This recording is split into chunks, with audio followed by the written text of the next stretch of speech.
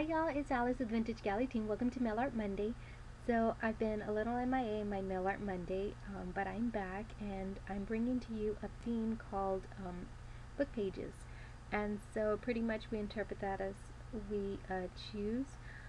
What I'm going to do is I'm going to use a vintage garden book to get my pages from. I've been using this book for a while now.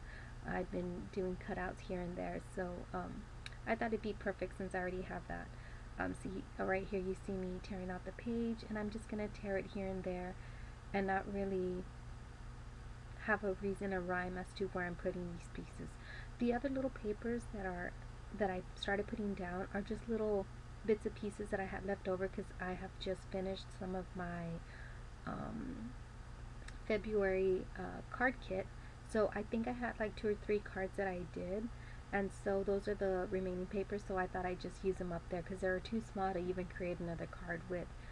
So I thought that'd be perfect. So I'm going to use those bits of papers, the book pages of course, and I'm just throwing some gesso. I'm using an artist loft. I guess it's very I've had other gessos and they're super thick, and this artist loft that I purchased, I'm assuming of course it is from Michaels, but I think this is like a brand that works with Michaels a lot because I've only seen artist loft at Michaels.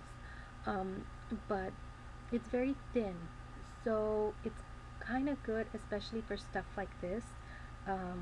I know sometimes when you're working with a thicker, more professional gesso, it's very thick, so you have to wash it off. So if you don't want to wash off your good gesso and want to use something very inexpensive, this artist loft was like a huge tub for like $9. I thought that wasn't bad. So just a little tip, if any of you are looking for a gesso that's very inexpensive and is a little lighter on the, I guess on the, like on the brush, light, not so thick, this would be it.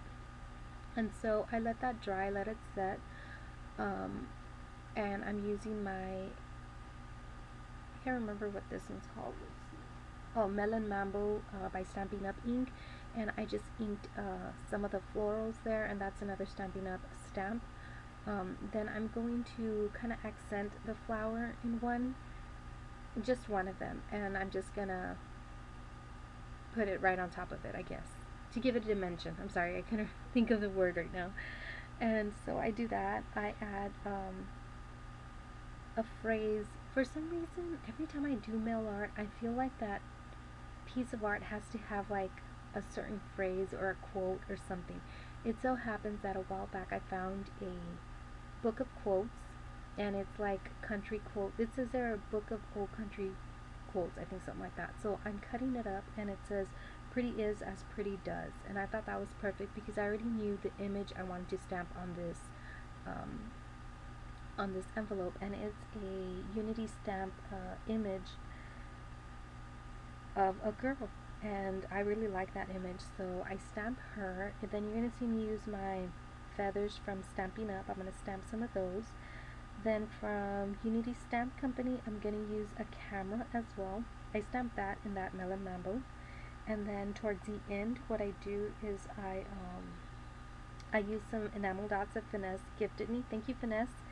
And I think that's what pops everything and brings it all together, is the enamel dots at the end. So I also use my Gorgeous Grunge by Stampin' Up, and that's what I'm doing right now, is just putting the little distress dots here and there. But so yeah, I hope you guys enjoy this, and I will be back with more. Thanks, guys.